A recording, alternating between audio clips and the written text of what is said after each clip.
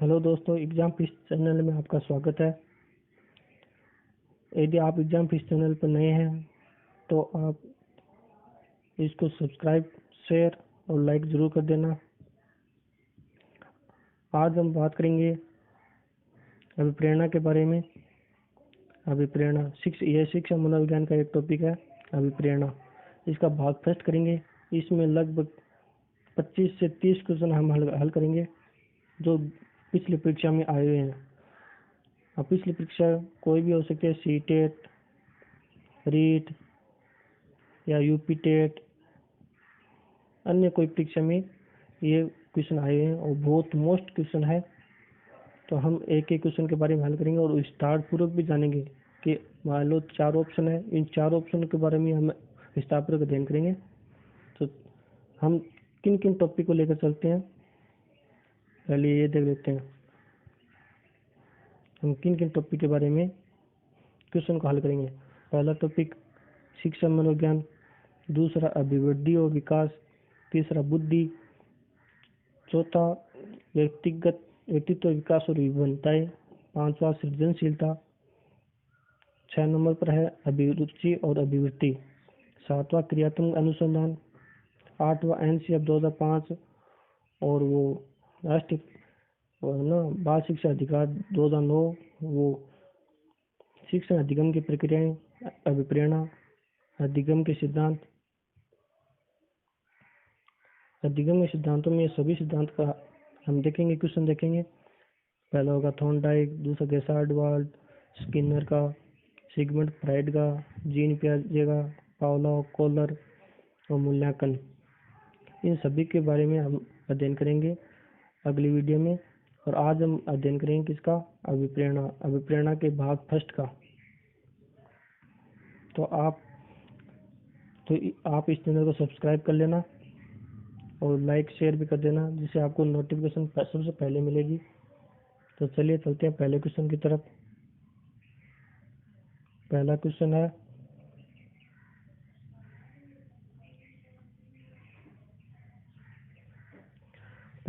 अभिप्रेरणा सामान्य क्रियाकलापों का प्रभाव है जो प्राणों के व्यवहार को इंगित निर्देशित करता है।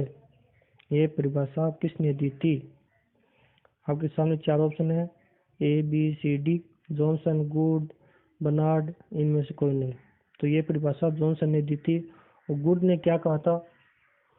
गुड ने कहा था कि किसी क्रिया को आरंभ करने और जारी करने तथा नियमित करने की क्रिया अभिप्रेरणा कहलाती है। ये परिभाषा गुड ने दी थी। आप गुड की परिभाषा को भी ध्यान में रखिएगा। चलिए नेक्स्ट क्वेश्चन की तरफ चलते हैं। नेक्स्ट क्वेश्चन है, निम्नलिखित में से कौन सी प्रेरणा की विधि नहीं है? रुचि उत्पन्न करना, प्रतियोगिता की भावना उत्पन्न करना, प्रशंसा, व्यवहार में प्रयत्न करना। तो इसका राइट आंसर होगा व्यवहार में प्रयत्न करना। व्यवहार में प्रयत्न करना ये अधिगम की विशेषता है। अधिगम की विशेषता है व्यवहार में प्रयत्न करना। चल नेक्स्ट क्वेश्चन की तरफ चलते हैं। थर्ड नंबर क्वेश्चन है, अभिप्रेरणा चक्र के संदर्भ में निम्न में से कौन सा सही क्रम में है? आप क्रम दे सकते हैं। आवश्यकता, प्रबल प्रेरणा, उत्तेजना, लक्ष्य उन्मुखी व्यवहार, उपलब्धि प्रेरणा में कमी, उत्तेजना, प्रबल प्रेरणा, आवश्यकता, उपलब्धि प्रेरणा, लक्ष्य उन्मुखी व्यवहार, उत्तेजना में कमी, प्रबल प्रेरणा, आवश्यकता, उत्तेजना, लक्ष्य उन्मुखी व्यवहार, उपलब्धि, उत्तेजना में कमी। फोर्थ नंबर पर आवश्यकता, लक्ष्य उन्मुखी व्यवहार, प्रबल प्रेरणा, उत्तेजना, उपलब्धि, उत्तेजना में कमी। ये 4 ऑप्शन है। ये 4 ऑप्शन में कौन सा राइट आंसर होगा? इसका राइट आंसर होगा ए। पहले हमें किसी चीज की आवश्यकता होगी, फिर उसके बारे में प्रेरणा प्राप्त होगी, फिर हमें उत्तेजना होगी उस वस्तु को प्राप्त करने की, फिर अब वस्तु को प्राप्त करने के लिए हम उसके अनुकूल व्यवहार करेंगे, और जब ये लक्ष्य वस्तु प्राप्त हो जाएगी फिर अब अपनी उपलब्धि उत्तेजना में कमी आ जाएगी। तो इसका राइट आंसर होगा ए। नेक्स्ट क्वेश्चन में चलते हैं। सीखने के लिए आकलन है क्या है? ये विशिष्ट होता है और अपने आप में की गई आकलन गतिविधि है। अभिप्रेरणा को बढ़ावा देता है, अलग करने और रैंक के प्रयोजन के लिए किया जाता है। गेट्स को पूरी तरह से महत्व देने पर बल देता है। इसका राइट आंसर क्या होगा? 4 बी, अभिप्रेरणा को बढ़ावा देता है। इसका राइट आंसर होगा अभिप्रेरणा को बढ़ावा देता है। नेक्स्ट क्वेश्चन की तरफ चलते हैं। 5 नंबर क्वेश्चन।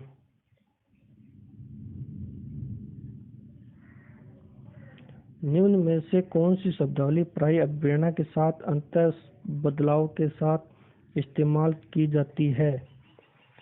यानी कौन सी शब्दावली है जो अभिप्रेरणा के साथ यानी काम में ली जाती है? पुरस्कार, दंड, संवेग, आवश्यकता और उत्प्रेरणा। इसमें से कौन सा राइट आंसर होगा? इसका राइट आंसर होगा आवश्यकता।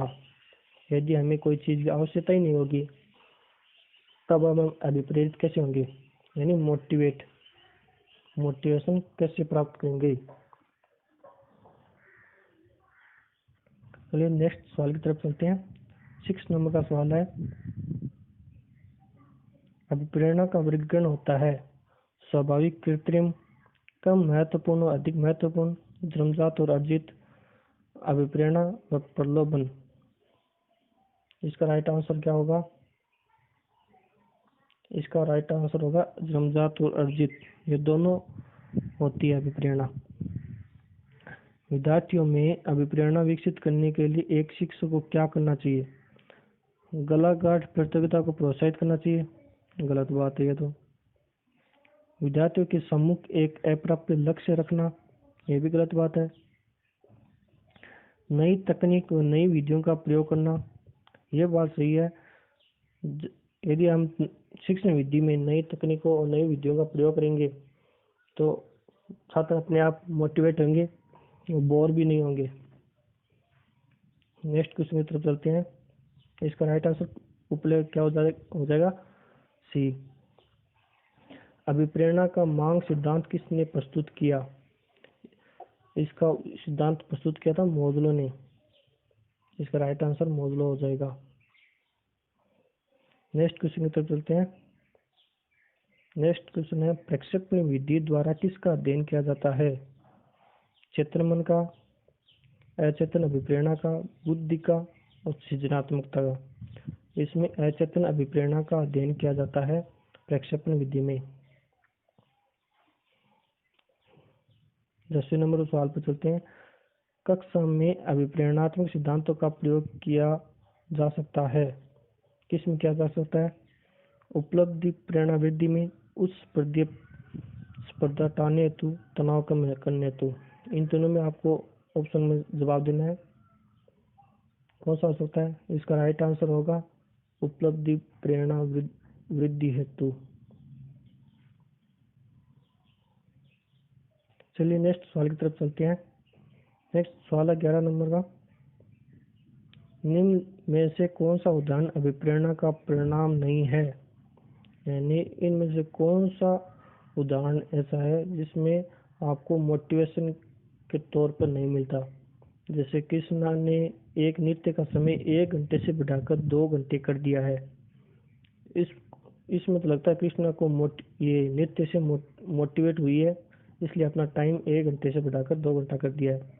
सेकंड पर चलते हैं। जॉन स्टर्ट मिल ने 12 वर्ष की उम्र में दर्शन का अध्ययन आरंभ कर दिया। इसमें कोई मोटिवेशन नहीं मिलता है। और तीसरे पर चलते हैं। जगन ने श्वास लेने की प्रक्रिया में रुचि दिखानी आरंभ कर दी, यानी रुचि का सिद्धांत। यह अभिप्रेरणा में आता है। राम ने तेजी से आधुनिक प्राचीन ऐतिहासिक प्रवृत्तियों में सह संबंध स्थापित करने की प्रगति की, यानी प्रगति की प्रोत्साहन मिला, तो ये अभिप्रेरणा के सिद्धांत में आता है। इसका राइट आंसर क्या हो जाएगा? बी, इसमें कोई भी अभिप्रेरणा नहीं हुई।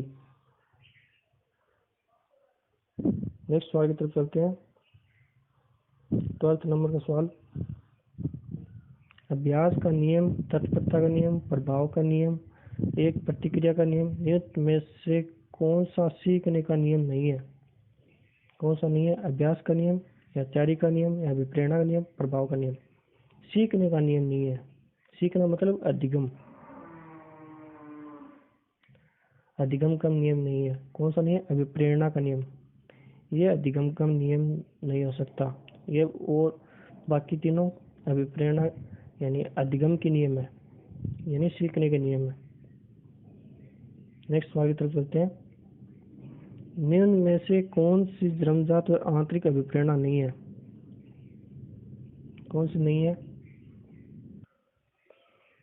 पहला है भूख, दूसरा प्यास, तीसरा उपलब्धि की आवश्यकता, चौथा यौन काम। इनमें से कौन सा नहीं है आंतरिक अभिप्रेरणा? ये भूख, प्यास और यौन काम, ये तीनों तो आंतरिक अभिप्रेरणा है।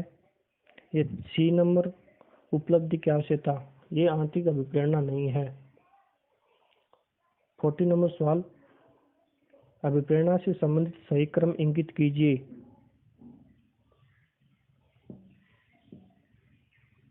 सही क्रम इंगित कीजिए। प्रेरणा, प्रेरणा, आवश्यकता, प्रोत्साहन, प्रोत्साहन, आवश्यकता, प्रणोद, आवश्यकता, प्रणोद, प्रोत्साहन और आवश्यकता, प्रोत्साहन और प्रणोद। इनमें से कौन सा है जो अभिप्रेरणा से संबंधित है और सही क्रम में? इसका सी आंसर हो जाएगा आवश्यकता, प्रणोद और प्रोत्साहन। पहले हमें किसी चीज की आवश्यकता होगी, फिर हम उसके प्रति अनुक्रिया करेंगे, फिर हमें प्रोत्साहन मिलेगा। इसका राइट आंसर सी हो जाएगा। 50 नंबर सवाल, किशोरावस्था में हड्डियों में अधिक वृद्धि होती है। किसकी होती है? भुजाओं और टांगों की, केवल कुल्लों की, चेहरे की हड्डियों की, चेहरे, भुजाओं, टांगों की हड्डियों की। किसकी वृद्धि होती है किशोरावस्था में? किशोरावस्था में सबसे ज्यादा वृद्धि होती है भुजाओं और टांगों की, यानी इसका राइट आंसर ए हो जाएगा। पेन नहीं चल रहा आज। 60 नंबर सवाल, अभिप्रेरणा की व्याख्या जन्मजात मूल प्रवृत्तियों के आधार पर की जा सकती है। यह किसने कहा? यानी मूल प्रवृत्ति की व्याख्या किसने की थी? मैकडूगल ने। मैकडूगल ने मूल प्रवृत्तियों की व्याख्या की थी। तो आगे भी सिद्धांत आएगा, देखो ये रहा 22वें नंबर का। मूल प्रवृत्ति का सिद्धांत देने वाले हैं कौन है? ये मैकडूगल। मैकडूगल ही मूल प्रवृत्ति का सिद्धांत दिया था।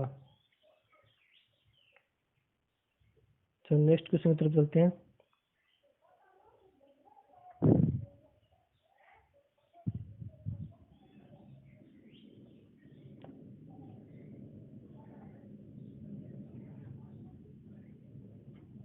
सेवेंटी नंबर, निम्नलिखित में से कौन सा जन्मजात प्रेरक नहीं है? कौन सा नहीं है? भूख, प्यास, आदत, नींद। कौन सा जन्मजात प्रेरक नहीं है? ये आदत जन्मजात प्रेरक नहीं है। इसका राइट आंसर सी हो जाएगा। 80 नंबर सवाल, को अभिप्रेरित शिक्षण का संकेतक माना जाता है। किसको माना जाता है? विद्यार्थी द्वारा प्रश्न पूछने, कक्षा में एकदम खामोशी, कक्षा में अधिकतम उपस्थिति, शिक्षक द्वारा किया गया उपचारात्मक कार्य। कौन सा राइट आंसर होगा? इसका राइट आंसर ए होगा। विद्यार्थियों द्वारा प्रश्न पूछना ये अभिप्रेरित शिक्षण का एक संकेत है।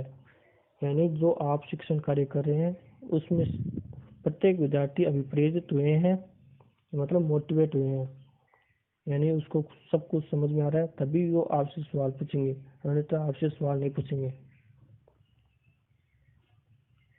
19 नंबर सवाल, निम्न में से उपलब्धि प्रेरणा का किन लोगों ने काम किया? उपलब्धि प्रेरणा के में किस लोगों ने काम किया? मतलब कौन कौन से ये मनोवैज्ञानिक थे जो उपलब्धि प्रेरणा के बारे में काम किया? फ्रायड और जुंग ने, एटकिंसन ने, मैस्लो और मैकडूगल ने, मिलर और डोलार्ड ने। किसने किया था? इसका राइट आंसर बी हो जाएगा। मैकक्विलेंड और एटकिंसन ने, इन्होंने काम किया था। 20 नंबर सवाल, उपलब्धि प्रेरणा का संबंध निम्न में से कौन सा कथन नहीं है? यानी उपलब्धि प्रेरणा के बारे में कौन सा कथन उपलब्धि प्रेरणा के बारे में नहीं है? ऑप्शन दिए हैं। उपलब्ध प्रेरणा अभिप्रेरक जीवित करने के लिए आवश्यक है। यदि व्यक्तिगत क्षमताओं की संतुष्टि महत्वपूर्ण है तो उपलब्ध प्रेरक को विकास प्रेरक कहा जा सकता है। सी नंबर पर है, यदि व्यक्तियों के मध्य प्रतियोगिता पर बल है तो उपलब्ध अभिप्रेरणा को सामाजिक अधिप्रेरक कहा जाता है। डी नंबर पर उपयुक्त सभी। तो इसका राइट आंसर उपयुक्त सभी हो जाएगा, क्योंकि ये तीनों ही बातें सही है उपलब्धि अभिप्रेरणा के बारे में। 21 नंबर सवाल पर, कौन सी जैविक आवश्यकता कम जरूरी है? यौन, भूख, प्यास और कोई नहीं। इसमें राइट आंसर क्या हो सकता है? इसका राइट आंसर यौन, ये बहुत कम जरूरी है। 22वें नंबर का सवाल, मूल प्रवृत्ति का सिद्धांत मैंने बता दिया, मैकडूगल ने दिया था।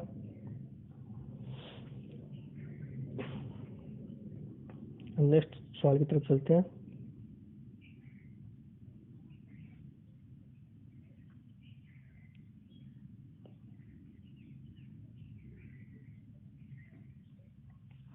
तेईस नंबर क्वेश्चन है, पुरस्कार व दंड है सकारात्मक प्रेरक, स्वाभाविक प्रेरक, कृत्रिम प्रेरक, प्राकृतिक। ये है कृत्रिम प्रेरक। और इन स्वाभाविक प्रेरक और कृत्रिम प्रेरक की व्याख्या किसने की थी? थॉमसन ने की थी। ये पेन नहीं चल रहा है, थॉमसन ने।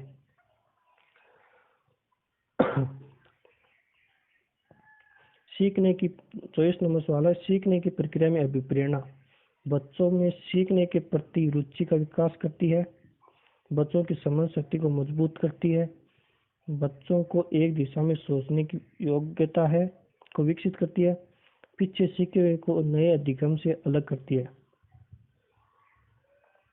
इसका राइट आंसर हो जाएगा बी, मतलब बच्चों की समझ शक्ति को मजबूत करती है। यानी सीखने की प्रक्रिया में अभिप्रेरणा बहुत महत्वपूर्ण है। अभिप्रेरणा का इंग्लिश में अर्थ है मोटिवेशन। यदि आप किसी बात के लिए मोटिवेट ही नहीं होंगे तो आप कैसे सीख पाएंगे? यदि सीख गए तो इसकी समझ शक्ति आपको मजबूत करती है। 25 नंबर सवाल, अभिप्रेरणा पर किससे कारक का प्रभाव नहीं है? यानी किस कारक का प्रभाव नहीं है अभिप्रेरणा पर? आवश्यकता का, या भौतिक संरचना का प्रभाव नहीं है, या वातावरण का, या जन्मजात का? इसका राइट आंसर होगा बी, यानी भौतिक संरचना का अभिप्रेरणा पर कोई प्रभाव नहीं पड़ता। अभिप्रेरणा जन्मजात और अर्जित दोनों होती है। आवश्यकता का भी प्रभाव पड़ता है, वातावरण का भी प्रभाव पड़ता है, लेकिन भौतिक संरचना का कोई प्रभाव नहीं पड़ता। 26 नंबर है, प्रेरक प्राणी में विद्यमान शारीरिक एवं मनोवैज्ञानिक दशाएं हैं जो उसे निश्चित विधियों के अनुसार कार्य करने के लिए उत्तेजित करती है। प्रेरक की इस परिभाषा को देने वाले हैं, मतलब ये परिभाषा किसने दी थी? शेपर ने दी थी, या गेट्स व अन्य ने, या बलियर्स ने, या मर्सेल ने? किसने दी थी? तो ये परिभाषा दी थी गेट्स ने। बाह्य अभिप्रेरणा में समावित किया जाएगा। बाह्य अभिप्रेरणा में समावित किसको किया जाएगा? प्रशंसा व दोषारोपण को, प्रतिद्वंद्विता, पुरस्कार व दंड, परिणाम का ज्ञान। बाह्य अभिप्रेरणा, बाह्य अभिप्रेरणा में होगा पुरस्कार व ज्ञान का। इसका राइट आंसर डी हो जाएगा। नेक्स्ट क्वेश्चन की तरफ चलते हैं।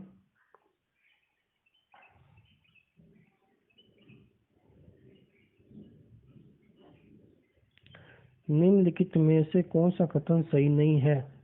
कौन सा कथन सही नहीं है? आवश्यकता वंचना की शारीरिक अवस्था है, नहीं है। अंतर्नोद आवश्यकता का मनोवैज्ञानिक परिणाम है। आवश्यकता व अंतर्नोद समान नहीं है बल्कि समांतर है। मूल प्रवृत्तियां आंतरिक जैविक बल है। इसमें कौन सा राइट आंसर होगा?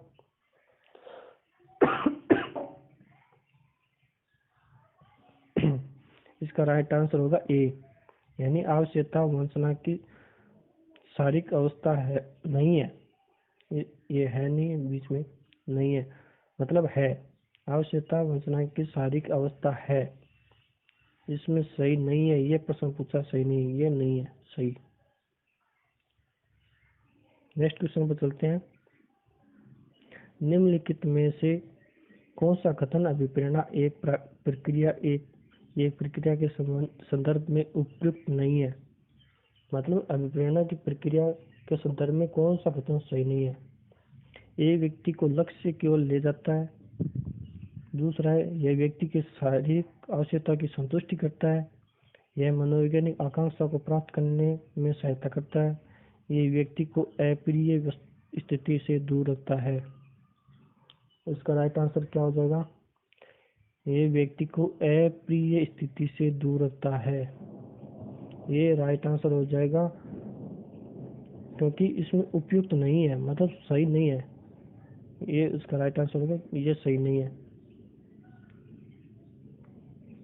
नेक्स्ट क्वेश्चन तरफ चलते हैं। 30 नंबर। अभिप्रेरणा वे शारीरिक और मनोवैज्ञानिक दशाएं हैं जो किसी कार्य को करने के लिए प्रेरित करती है। ये बहुत मोस्ट क्वेश्चन है, ये कई बार सीटेट यूपीटेट रीट में आ चुका है। ये परिभाषा, अभिप्रेरणा वे शारीरिक और मनोवैज्ञानिक दशाएं हैं जो किसी कार्य को करने के लिए प्रेरित करती है। ये परिभाषा किसने दी? आप बताइए, ये परिभाषा किसने दी? ये परिभाषा मैकडूगल ने दी थी। कार्य को करने के लिए प्रेरित करती है। इसका राइट आंसर ए हो जाएगा।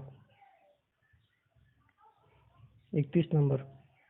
निम्न में से कौन सी विशेषता आंतरिक रूप से अभिप्रेरित बच्चों के लिए सही नहीं है? यानी जो अभिप्रेरित मोटिवेट हो चुके हैं, आंतरिक रूप से मोटिवेट हो चुके हैं, उसके लिए कौन सा ये ऑप्शन सही नहीं है? वे हमेशा सफल होते हैं? ये जरूरी नहीं है वे हमेशा सफल होते हैं। उन्हें कार्य करने में आनंद आता है, ये बात सही है। मोटिवेट होने के बाद कार्य में आनंद आता है। सी में ये कार्य करते समय उच्च स्तर को ऊर्जा प्रदर्शित करते हैं, ये भी बात सही है। हर चीज को ध्यानपूर्वक देखते हैं। वे चुनौती भरे कार्यों को पसंद करते हैं, ये भी सही है। कौन सा सही नहीं है? वो हमेशा सफल होते हैं, ये हमेशा वर्ल्ड गलत है। सफल होते हैं लेकिन हमेशा नहीं होते हैं, ये कंफर्म नहीं है। इसका राइट आंसर ए हो जाएगा। मूल प्रवृत्तियां कैसी होती है? मूल प्रवृत्तियां कैसी होती है? जन्मजात होती है, अर्जित होती है, या जन्मजात अर्जित दोनों होती है? कौन सा होती है मूल प्रवृत्तियां? मूल प्रवृत्तियां जन्मजात होती है। कौन सी होती है? जन्मजात। तो आज के लिए बस अब इतना ही रखेंगे। अभी 20-25 क्वेश्चन और है जो हम नेक्स्ट भाग में करेंगे। तो आप इस चैनल पर नए हैं तो इस चैनल को सब्सक्राइब कर लेना और बेल आइकन को दबा देना, जिससे आपको नोटिफिकेशन सबसे पहले मिले। और इस चैनल को सब्सक्राइब, लाइक और शेयर जरूर कर देना। तो चलो मिलते हैं नेक्स्ट भाग में। धन्यवाद।